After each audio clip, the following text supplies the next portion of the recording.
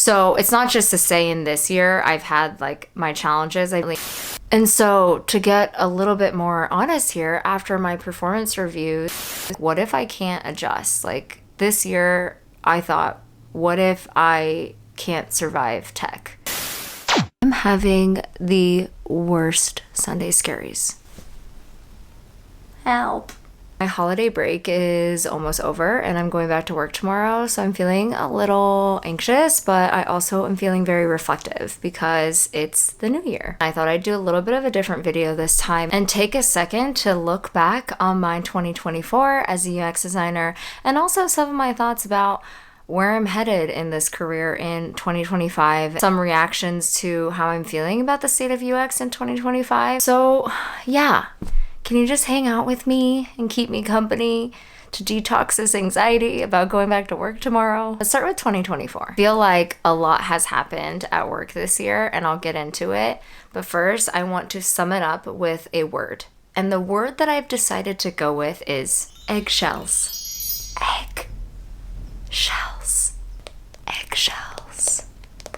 Sorry, I've always wanted to do that. You're probably like, what an interesting choice of word, Mimi. Like, please explain. This year in particular, not just with me, but what I've been hearing in the industry is people are walking on eggshells. I feel like it was geared mainly towards more how delicate I felt that my job security was. Look, it's not just me. According to layoffs.fyi, 384 tech companies laid off more than 124,000 employees in 2024. And on top of that, I was seeing a lot of articles about the layoff surge in 2024. And honestly, how is that not going to shake me to my core and make me feel a little bit paranoid? I felt in my own self-doubt ways that I was walking on eggshells because I was afraid that any mistake I made or the wrong decision or any move would potentially risk my job security. So what I did was I busted my ass off this year. But that doesn't mean that it's mentally easy, right? So being that this was my first big girl tech job, I didn't realize the bar was set really high in tech. I don't think I was mentally prepared. I don't think I understood it at first. I had no idea what I was really getting myself into. And so to get a little bit more honest here, after my performance reviews, I realized I had a lot to improve on.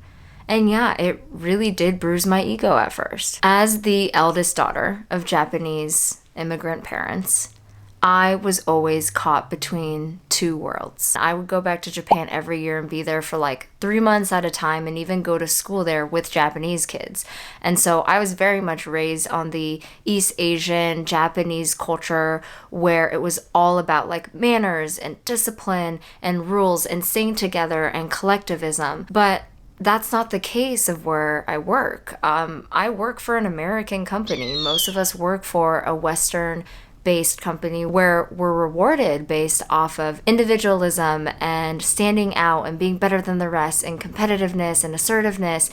And that was just something that I wasn't wired to understand. So naturally, I've felt lost. I felt confused. I couldn't understand it or grasp it. And my way of reacting to it and my coping mechanism, in a sense, has always been perfectionism.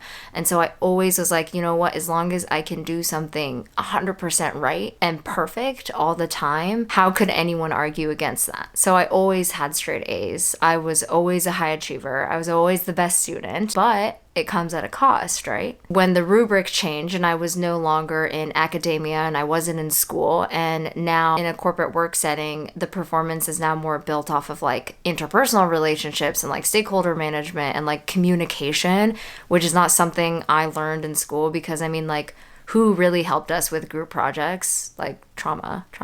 And so it's definitely made me think like, what if I can't adjust? Like this year, I thought, what if I can't survive tech? What if I'm not meant for it? What if I'm not meant for UX? If it's going to be like this everywhere, what if I'm not good enough? So then I was like, wow, I always thought myself as this good egg.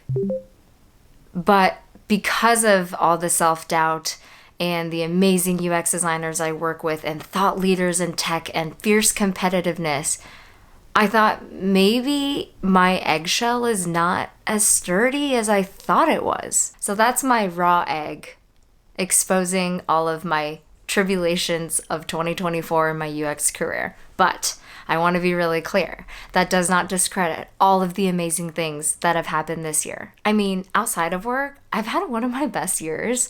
I mean, I'm so thankful that I got to see a lot of friends and family this year. I got to see my grandma that I haven't in 6 years, all the way over in Tokyo. I got to settle into my new home that I bought and have a yard for Morty to run around in and create an amazing office space and all this furniture. I went to the beach every single week in the summer. Like, who does that? And I was just like mentally, physically, spiritually just good.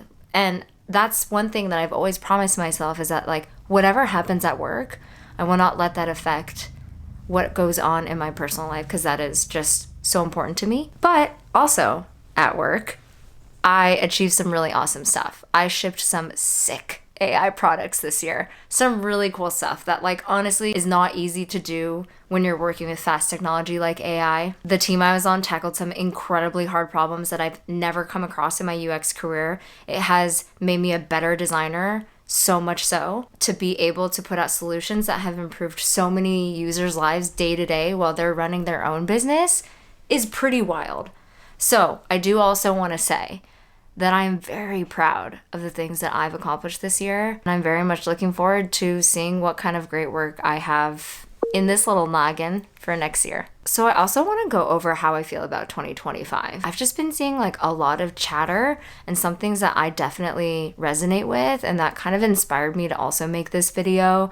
And I want to talk about it. Like, I just want to get my like feelings about it out there. So this section I feel like will focus a lot about this article that I read called The State of UX in 2025. It is very honest, it's very spicy, and it has this like bite to it that like I love, because just I love raw honesty. It's something that I didn't get when I was deciding to become a UX designer. So seeing stuff like this more and more in our space is just so to me. One thing I really want to touch on is something that they mentioned, is that they are seeing less good designs and more organizational politics.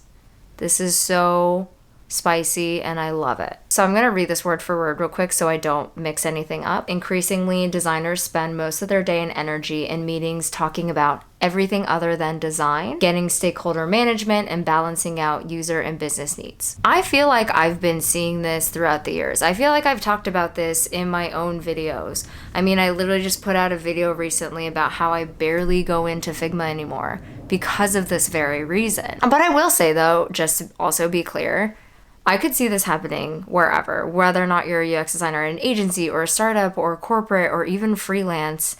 I've heard this anecdotally from other designer friends, and I've experienced it myself. And trying to figure out like why this is happening, and I look at it how I look at artists. Most of the artists that like I've enjoyed their music before they become super, super mainstream. I'm gonna go with an example, and I'm obviously not gonna do Taylor Swift because I don't want to get, okay. I'm not a Swiftie myself, but I would never play a dangerous game that I have no business playing in. So instead we're gonna go with The Weeknd. So with The Weeknd, in my opinion, some of his best albums were the ones before he became mainstream. As soon as he became in that like mainstream Super Bowl era, it kind of became like too generic pop in my opinion, and then it kind of just like tapered off eventually. And it makes sense though, because in order to maintain that level of success, there's going to be more hurdles. There's going to be more things you have to deal with, more distractions, because the bar is high and the stakes are high. So I look at that in the same way as a designer. Whereas like a lot of UX designers used to thrive in these environments when tech was at its peak, where they had more time and they had more resources. And so they didn't have as much pressures, like trying to kind of like push that creativity out of them. They also didn't have the fear of like looming layoffs and fearing that maybe I might not even be able to be an artist anymore. And naturally, when there are external forces like pressuring upon artists, the work is going to take a hit. Because when you're exerting so much effort and energy and time into more of like meetings and politics and communications and like trying to navigate all these different like personalities and goals and whatnot, it's so much that by the time you're done with your day, you're like burnt from all of that. How are designers supposed to go back to what they knew and like maintain that level of like creative freedom where we get the space to kind of think? I just think that that's something that we're gonna have to get used to. So then it makes me wonder, how much longer is tech going to be in this fog, in this like peer over your shoulder mentality, the like eggshell era, and get out of the woods? Or is it that the heydays of tech are officially dead? And like, what does that mean for the rest of us? Or like potential untapped UX talent that's sitting out there, but they can't break in because it's just too hard. And to go even further, what about the experiences that these designers are creating for everyday people with the products that they're using, how we're interacting with technology? I don't know. And as a side note, you could totally be someone watching this at home right now who is destined to become an amazing UX designer. So I don't want you to take any negativity from articles or things that you see, this video, and think that you can't make it in this industry. I never ever want to discourage any of my audience. I originally created this channel because I didn't see anything like this. I went out to figure out what a UX designer does, and there was none of this. And the world has changed. The times have changed in UX where it is no longer about just wireframing and prototyping and designing in pixels. And so I think it is important to see this level of transparency in order for you to make the right decision for yourself and your career. I thank you so much for giving me the safe space to reflect on my experiences this past year and just kind of ramble about what I'm thinking 2025 might be. I know it hasn't been easy for a lot of tech people this past year, but I'm very hopeful that yes, things are changing, but I think we're just gonna have to adapt. And that's okay, because that's life, right? Like, we're always taught to grow. We're always taught to take things that are coming ahead of us and make something else out of it. So in that case, I am going to go put some hard pants on, and I'm gonna go out there in the sunshine because I need to get out of here and I need to reset my brain so I can have a really productive week, a really productive year, a good 2025. So I got this. I got this. I got this. And you got this too, okay? Don't doubt yourself. So I will see you next time. Thank you so much for watching. Bye.